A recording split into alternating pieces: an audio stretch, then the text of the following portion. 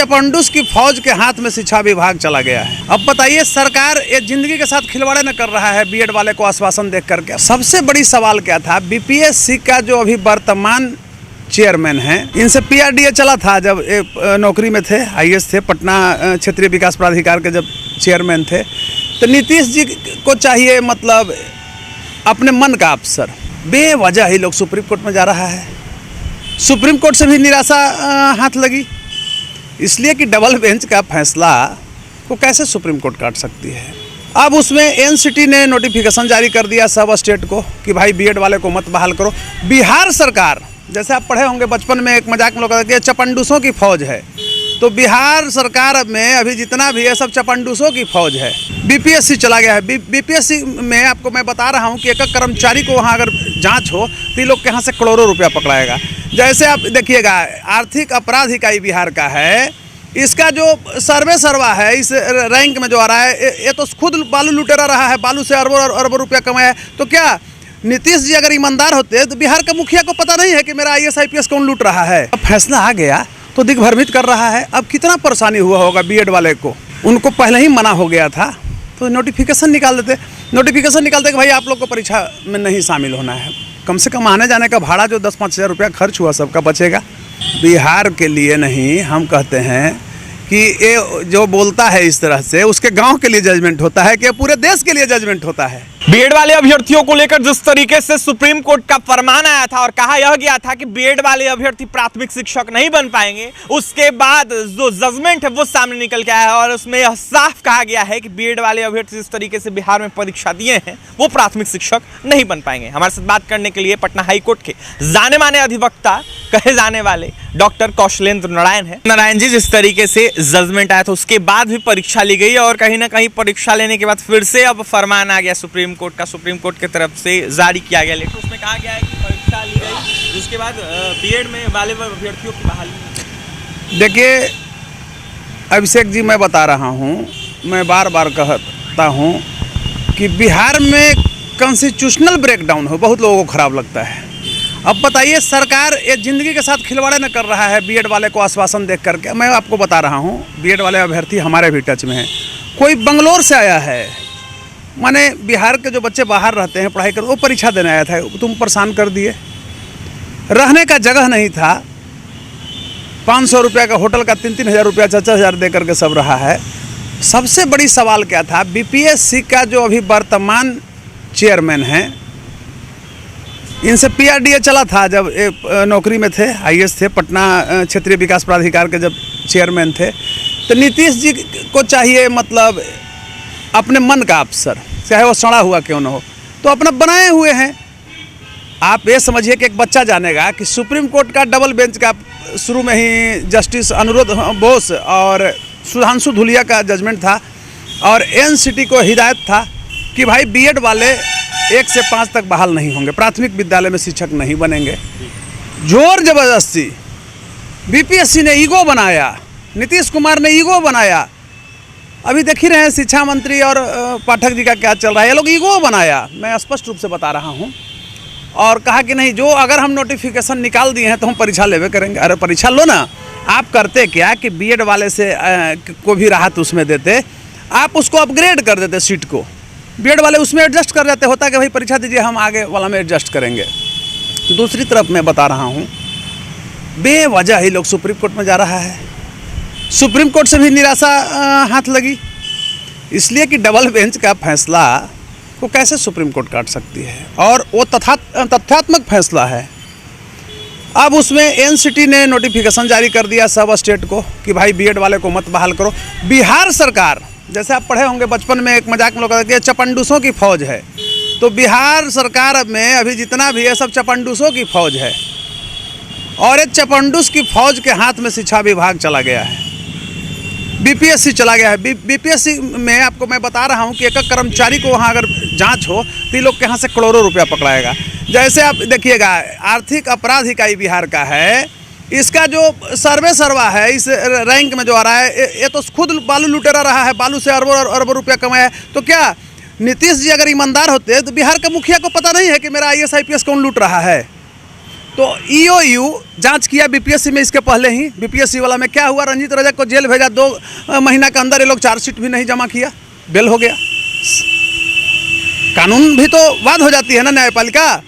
अब मैं बता रहा हूँ कि इसमें भी ये लोग कर रहा है, उलट पुलट कर रहा है। जब फैसला आ गया तो दिग्भ्रमित कर रहा है। अब कितना परेशानी हुआ होगा बीएड वाले को, उनको पहले ही मना हो गया था तो नोटिफिकेशन निकाल देते। नोटिफिकेशन निकालते कि भाई आप लोग को परीक्षा में नहीं शामिल होना है। कम से कम आने जाने का भाड़ा जो 10-5 हज़ार रुपया खर्च हुआ सबका बचेगा। क्योंकि कितना हो बड़ा बाप का बेटा होता है वो माने रोजगार जब तक प्राप्त नहीं होता है तो वो अर्थाभाव में जीता है। कितना हो बड़ा बाप का, सबका लेवल बना हुआ है। लोग तो कह रहे थे कि बिहार के लिए है ही नहीं जजमेंट। बिहार के लिए नहीं, हम कहते हैं कि ये जो बोलता है इस तरह से उसके गांव के लिए जजमेंट होता है कि पूरे देश के लिए जजमेंट होता है। 302 में सजा का अगर प्रावधान है साबित होने पर, तो जो बोलता है तो उनके लिए खाली वो लागू होता है कि पूरे एक्यूज्ड पर लागू है। तो ये सब मूर्खता है। मैं बार बार कह रहा हूँ कि बिहार में कॉन्स्टिट्यूशनल ब्रेकडाउन है। अभी देखिए कितना मतलब यहाँ करप्शन है स्वास्थ्य विभाग में। मैं आप हमसे पूछ रहे हैं तो हम सार्वभौमिक है, यूनिवर्सल वर्क करते हैं, तो कुछ हम और उसमें जोड़ेंगे ही।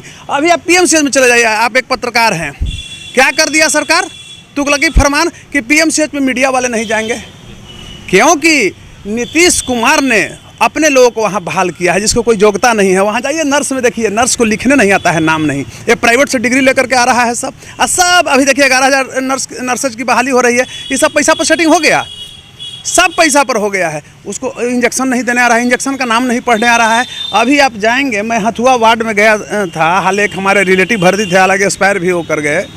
विश्वास नहीं कीजिएगा, 5 मिनट खड़ा रहने में लगा कि आदमी को वोमिट होगा, इतना दुर्गंध दे रहा है वहाँ का दीवाल से, क्योंकि फिनाइल भी नहीं ये सरकार दे रही है।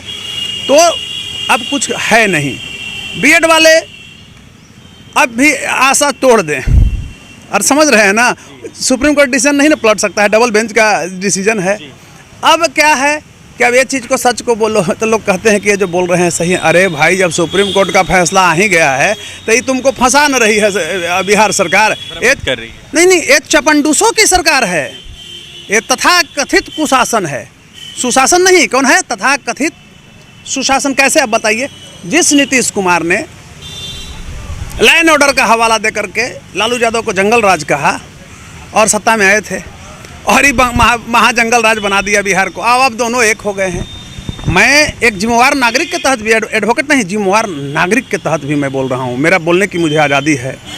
तो मैं कहना चाहता हूँ कि अब कोई भ्रम में नहीं रहे बीएड वाले, उनको साथ न्याय नहीं मिल रहा है प्राथमिक विद्यालय तक। अब वो एक लड़ाई छेड़े, सरकार से मांग रखें कि हमको अपग्रेड कर दिया जाए, सीट को बढ़ा दिया जाए। तो अभी आप एक छोटा सा चीज़ देखिए कि ये जिस तरह से ठग रही है सरकार, मुझे दर्द है। मैं एक बिहारी हूँ, मोरल लेजिस्लेशन की बात करता हूँ, सोशल वैल्यूज़ की बात करता हूँ। आप चले जाइए इस पटना में, मैं बता रहा हूँ, आपको शर्म आएगा। मैं ऑन रिकॉर्ड आपके चैनल से बोल रहा हूँ कि 50 गो लड़का 35 गो लड़का नहीं है जिस विद्यालय में, उसमें 23, 24 गो शिक्षक और शिक्षिका पटना में जमे हुए हैं। क्यों है? लाखों लाख रुपया का जो पेमेंट जा रहा है, इनको जाना चाहिए फतुहा में। तो ये लोग डिप्रेशन करा कर रहे हुए हैं।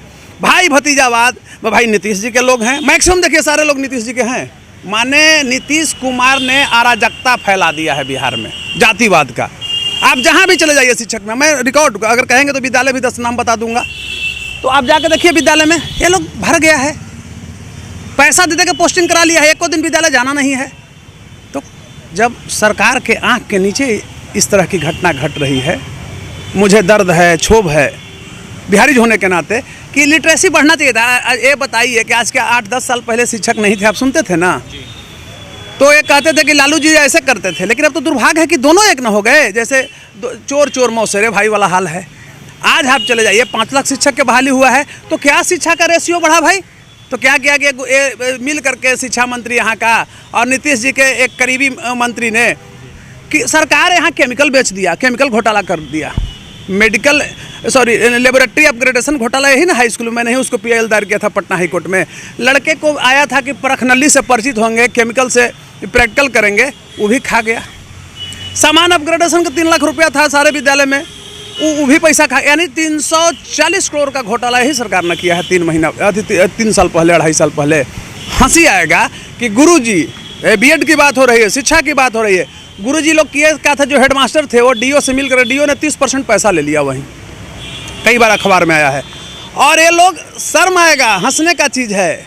जिस तरह से लालू जी के समय में भैंस जो है स्कूटर से ढोया था, तो नीतीश जी के समय में केमिकल कहाँ से खरीदाया है?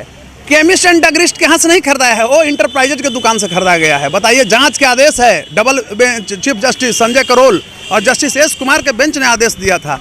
कुछ गुरुजी जेल भी गए थे, बाकी खाना पूर्ति सब कर लिया जांच के नाम पर कि जांच करा रहे हैं। तो इसके लिए कौन दोषी है बताइए? ना गुरुजी दोषी है, ना यहाँ का पब्लिक दोषी है। दोषी और दोषी कौन है भाई बताइए? तो यहाँ का मुखिया। अगर कोई थानेदार के जो जुरिडिक्शन है, क्षेत्र है, उसमें चोरी होता है तो उसके लिए थाना प्रभारी को जेल जाना चाहिए, चोर को नहीं। सबसे पहले थाना प्रभारी, अत्यधिक होता है तो वही स्थिति है। तो सवाल ये है आपसे कि सरकार यह जानती थी कि बहाली फंसनी है बेड वालों की? क्या आप इस तरह से हमसे पूछते हैं?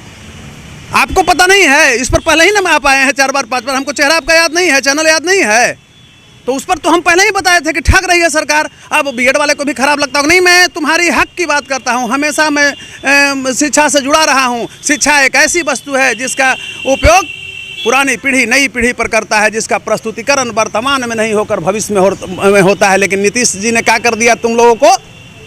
5,000 यही सरकार ने शिक्षक बनाया था। कितना लड़ाई इसके पक्ष में हम लड़े थे, शिक्षकों के पक्ष में। तो मैं आपकी हक की बात करता हूँ, इसको दूसरे रूप में नहीं देखिए आप। आज पूरा कोलैप्स हो गया सिस्टम बिहार में। जब आदेश है, सुप्रीम कोर्ट का आदेश हो गया था कि बीएड वाले ना होंगे तो फिर परीक्षा क्यों लिया? कितना बड़ा क्राइम किया है, इसको कहते हैं हम लोग हैवियस क्राइम। तो यहाँ का बीपीएससी का चेयरमैन हैवियस, मतलब उसको कहेंगे नोटोरियस क्रिमिनल जैसा व्यवहार किए हैं स्टूडेंट के साथ। मुजफ्फरपुर बच्चे हमारे परीक्षा देने जा रहे हैं, हमारे बच्चे सीतामढ़ी परीक्षा देने जा रहे हैं। क्या हो रहा है? रहने का जगह नहीं, खाने का बेचारे का जगह नहीं है, होटल में नहीं मिल रहा है। तो रहने के लिए जिस होटल में 300-400 चार्ज था, उसमें भेड़िया धसानी लोग कर दिया, कोई व्यवस्था नहीं दिया। आप देखें ना कि किस तरह से मुजफ्फरपुर में ये हुआ, वायरल हुआ है हाल ही 3-4 दिन पहले। तो कहीं कुछ नहीं है अभिषेक जी। आज इस पर आपको सोचना है, सारे बिहारियों को सोचना है कि हमारा अगर बिहार कलंकित होता है तो इससे हमारी प्रगति रुकती है। और शिक्षा के बारे में मैं बताया हूँ, शैक्षणिक स्थिति को मजबूत करना है तो लड़ाई तो लड़ना पड़ेगा। हम लोग कोर्ट में लड़ते हैं, तो यहाँ के जनमानस जो है, आज एक छोटा सा चीज़ देखिए, मैं शिक्षक की बात कर रहा हूँ। शिक्षक लोग में भी मैं खुल के बोल रहा हूँ, ये लोग शिक्षक भूमिका में करता था। 11 बजे विद्यालय जाता था, ट्रेन पकड़ के मस्ती से चला गया, और लौटता है 2:30 बजे भाग जाता था। जाड़े के दिन में स्वेटर बुनता था, और गांव के तरफ होता था, लोग खेती कराता था, खाद डलवाता था बोड़ा ले जा करके। विद्यालय से भाग है, वहाँ कोई बेचारा हेडमास्टर का पोस्टिंग हो, डरे बोल नहीं रहा है कि मारेगा। आज एक के पाठक, एक ईमानदार अफसर आ गया। देखिए ये सब लोमड़ी की तरह उसको डिस्टर्ब करने में लगा हुआ है। एक ईमानदार आईएएस के पाठक ने, आईएएस तो सब होते हैं, वकील सब होते हैं, लेकिन वकीलों में जो लड़ने वाला होता है, स्वतंत्रता आंदोलन की जब लड़ाई चली तो जितना वकीलों का भूमिका रहा उतना किसी का भूमिका रहा? गांधी, नेहरू, तिलक, मोतीलाल नेहरू, जितना लीजिए बड़े बड़े लोग हुए, कौन हुए? सारे लोग वकील थे। तो वकीलों को समाज में योगदान देना है। वकील का काम सिर्फ ये नहीं है कि हम सिर्फ अपना पक्ष के लिए मुकदमा ही जीते और उससे भरण पोषण करें। सोशल वैल्यूज पर आपको आगे आना पड़ेगा। वो सरकार कितना हो बड़ा है, चाहे किसी की सरकार हो। हमको लोग कहता था कि तो बीजेपी के खिलाफ बोलते, अरे मैं राष्ट्रवादी हूँ, हम ज़्यादा राष्ट्रवादी हैं। स्टालिन ने परसों दिया स्टेटमेंट सनातन धर्म के खिलाफ, मैंने बगावत किया, मैंने FIR कंप्लेंट केस कल दर्ज कराया। अरे ये तो दंगा करा देगा देश में हमारा, क्योंकि धर्म जो है किसी भी सोसाइटी का माथे का टोपी होता है, जिसको पगड़ी कहते हैं। और ये राजनीति जो वोट के लिए करते हो, ये सब तो पादुका समान है, दौड़ते हो आप। तो मेरा कहना है कि बिहार गवर्नमेंट बीएड अभ्यर्थियों के साथ क्रिमिनल जैसा व्यवहार किया है, ठगा है। मैं बार बार कहता हूँ, कोई ऐसा सगा नहीं जिसको पलटू राम ने ठगा नहीं है। जी क्या आप बात करते हो सोशल वैल्यूएशन की? जिस तेजस्वी ने ऑन रिकॉर्ड विधानसभा में कहा, कितना शर्म की बात आती है। सत्ता आता है जाता है, ये सब क्षणिक होता है। कि नीतीश कुमार का एक बच्चा है, वो भी उनसे पैदा नहीं है, हमको पता नहीं है कि न है, उस तेजस्वी के साथ है सरकार बना ले। बड़ा मैं विचलित होता हूँ। हम लोग चिंतन करने वाले आदमी हैं, हम मोरल से जीने वाले हैं, मोरल लेजिस्लेशन के साथ जिंदा रहने वाले आदमी हैं, तो उस क्या सरकार की बात करते हैं? तो मैं यही कहना चाहूँगा एक बार बीएड अभ्यर्थियों के लिए, ये वर्तमान जो सरकार है आपके साथ मानसिक उत्प्लावना का परिचय दे रही है, आपके लिए नकारात्मक है। ऐसे भी शिक्षकों के लिए नकारात्मक। वो डीएलएड वाले को बहाली नहीं करना चाहिए, जान रही थी कि कोर्ट से तो रोक लगेगा, तो 5 साल फिर बहाली चला, तो बजट का पैसा है हमको बच जाएगा। पलटू राम जी का दिखाएंगे कि हम इसमें खर्च कर रहे हैं, वो में खर्च कर रहे हैं, वो में खर्च कर रहे हैं। तो यही स्थिति है, कहीं कुछ नहीं। अंधेरी नगरी है बिहार, अभी बन गया है स्टेट, और यहाँ का राजा चौपट है, derailed. Nitish Kumar is derailed.